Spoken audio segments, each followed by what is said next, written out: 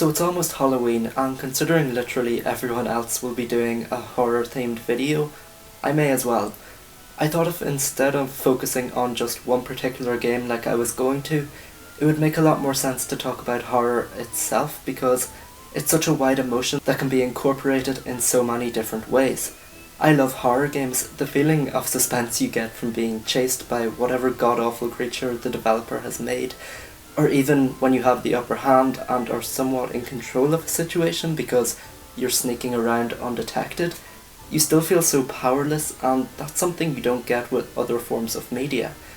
You can watch a horror movie and feel frightened for the people in the situation, but you can play a horror video game and you are the person in the situation that's in danger.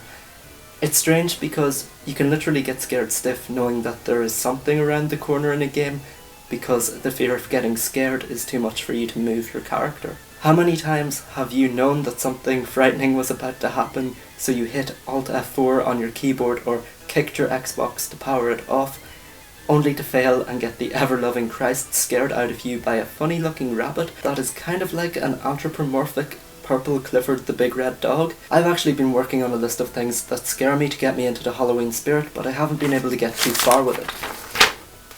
The first game I want to talk about is actually the first horror game that I have ever played, and honestly, looking back on it, it's more just intense than frightening, but it definitely has its moments. Outlast came out back in 2013, and in February 2014 it was a free PS Plus game. It terrified me, and I only played about an hour of it, but I went back to it around Halloween 2017 when I was feeling a little bit braver, and it hit all the right marks for me. There really isn't any combat in Outlast. The whole way throughout the game you're about to get chased or you're being chased. The main thing about Outlast that sets it apart from other games in the genre is the camera. Its use is limited, so you have to be careful not to run out of batteries, and it's your most useful asset because it has night vision. There are a lot of dark areas in this game to add to the fear factor, but it also means it's nearly impossible to navigate these areas. This makes the camera invaluable to your progression, and the whole figuring out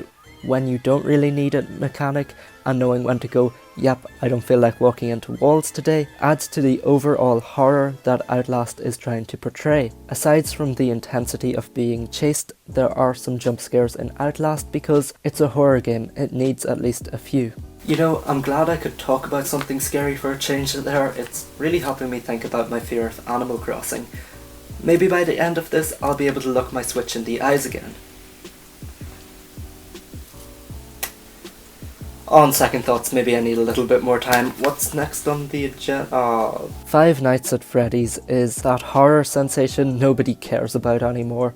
I mean, when it released, it blew up on YouTube and was crazy popular, but like all internet sensations, it got swept under the rug pretty quickly, until it got a sequel, which got a sequel, then one more sequel, and then there was that spin-off game, a fifth game, which had a little bit more depth, another spin-off, that VR game, the one you could customize, and for some reason an AR game. It's definitely a franchise that has been milked to the end of the earth, but you know what?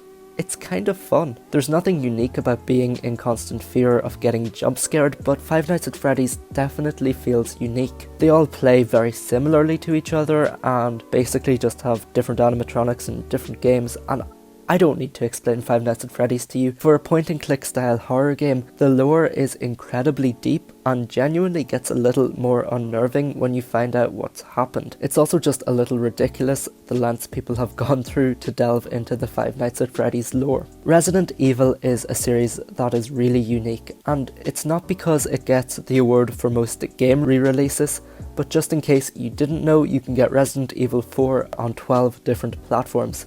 GameCube, PlayStation 2, Windows, Wii, iOS, Zeebo, PlayStation 3, Xbox 360, Android, PlayStation 4, Xbox One and Nintendo Switch. And yes, you heard me right, it came out on the Zeebo, an educational console that came out in 2009 in Brazil and Mexico, so just after iOS. That must be the weirdest port of the game. I've never played Resident Evil 4 though. The first Resident Evil that I was introduced to was 7. RE7 is everything I love about horror put into one package that I'll never get tired of. I don't think the game is perfect, but it definitely gets almost everything right for me. At its core, it's a survival game. You get limited ammo, healing items and tools to aid you throughout your playthrough, and that in itself is scary. Couple that with being stuck in a house full of insane hillbillies who just so happen to be playing around with something supernatural, just makes RE7 the horror experience that I love. The game is pretty linear, but Resident Evil games do a really good job of making linearity feel like you're in control of the situation, because you have to think fast in tense situations and figure out the puzzles to progress in the slower parts of the game. The second Resident Evil that I've really enjoyed is the second Resident Evil. Well, not quite, it's the remake, but it's essentially a new game, but it's called Resident Evil 2. You play as Leon Kennedy, a rookie police officer who gets to the Raccoon City Police Department for safety right after a zombie outbreak infects the city, and he has to find the other main character, Claire, so they can escape the city somehow. But for most of the game, Leon is being chased by Mr. X, who is absolutely terrifying and can kill you instantly. I actually found Mr. X to really be an annoyance in the game, not because I was scared, I swear. But similarly to Resident Evil 7, the remake of 2 is full of tough inventory management, limited supplies, puzzles and fun boss fights that make Resident Evil 2 a Resident Evil game. I definitely feel like I owe it to myself to check out more entries in the Resident Evil franchise. The only other one I've played is Resident Evil Revelations on the Nintendo Switch, but it never really grabbed me the same way the bigger entries did, and because I'm too scared to use any console with Animal Crossing on it right now, I'll be a while choosing which platform to play Revelations on. There's only 7 other options. I've always wanted to try Resident Evil 5 and 6 because I've heard so many bad things about them, which is a strange reason to want to play the games, but it's probably a good thing I haven't because apparently they aren't really horror games, so they have no real place being in this video. I'm really making progress here. My Switch is definitely in my hands, but I can't really do anything more because of its eyes. I think I need some more horror games to talk about. I've only talked about single player experiences so far, but if you're the type of person that only enjoys online games, the horror genre has got you covered. Phasmophobia is a pretty recent one that has a team of 4 go into a building. It ranges from houses to an insane asylum, and the goal is to find evidence on what type of spirit is haunting the building and to get a picture of it and whatever else you can find out about it. At least that's what I can gather from my 4 hours of playtime. What's unique about Phasmophobia is that you can talk to the ghost. You get this briefing before entering the building on what the ghost's name is, and when you say it in game, you can sort of get reactions from the spirit, like them opening a door or throwing something across the room. It's a strange concept, but it really works, and I would highly recommend it if you have a few brave friends to play the game with. If you're looking for a more tame, less horror feeling game, there's always Friday the 13th. It's one of those games where one person is the killer, in this case Jason Voorhees, and there are 7 survivors trying to complete tasks and escape without being killed. It does have some horror elements because of the settings the maps provide and the sheer threat that Jason provides, but I wouldn't exactly call it super frightening. There are plenty of situations in games where you're not playing a horror game, but you can feel pretty scared. For example, I remember when I was younger, I would always get scared playing Minecraft. It's because I would watch videos on the fictional Minecraft character Herobrine, and obviously now it's stupid, but try telling 11-year-old Anthony that the Herobrine myth wasn't real. Essentially what Herobrine was a demonic Minecraft presence that you could summon and he would hunt you down. It's very much in the same vein as any creepypasta, and yeah, it's really dumb looking back on it, but I can guarantee there was a lot of kids playing single player in fear for a while, and there probably still is. Minecraft can make you feel horror because it is a survival game, and a good survival game will be immersive enough to make sure you feel the risk of death isn't an option. I'd bet that your first night inside of Minecraft was really tense because you had all these monsters surrounding you and little to no knowledge on how to combat them. Then you've got Fallout 4.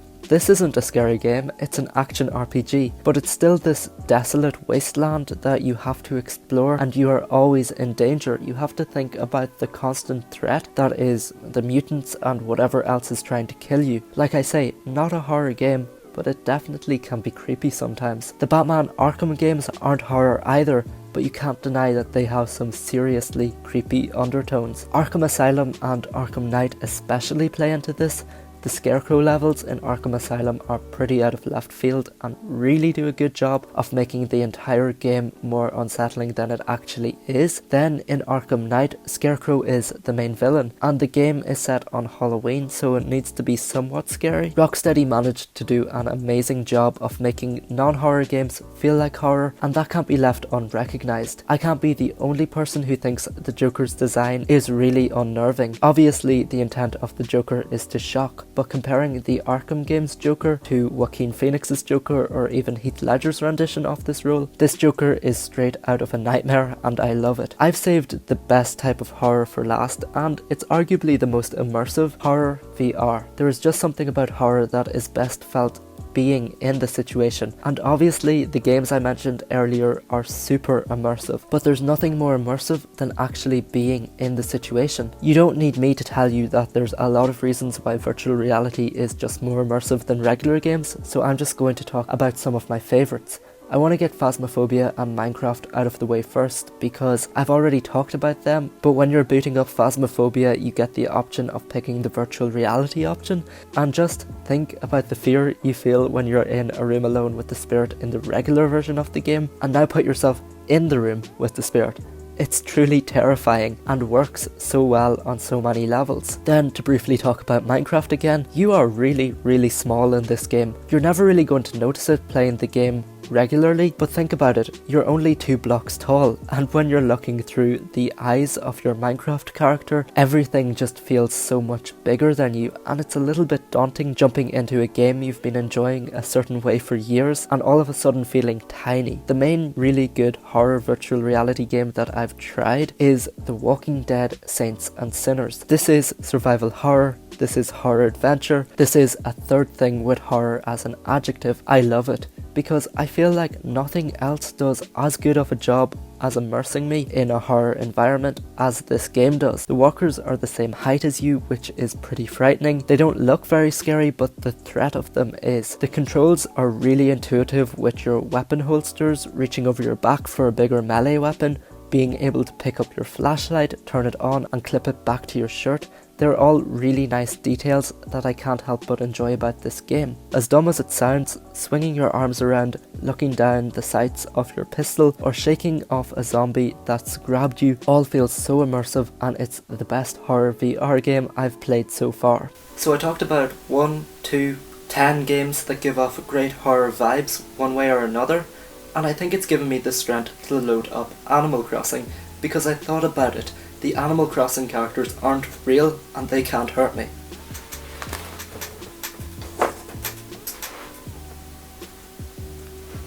Yeah, so I'm destroying this and never using it again. I guess there are some things in life that will just always be horrific and I'm not willing to let this one go.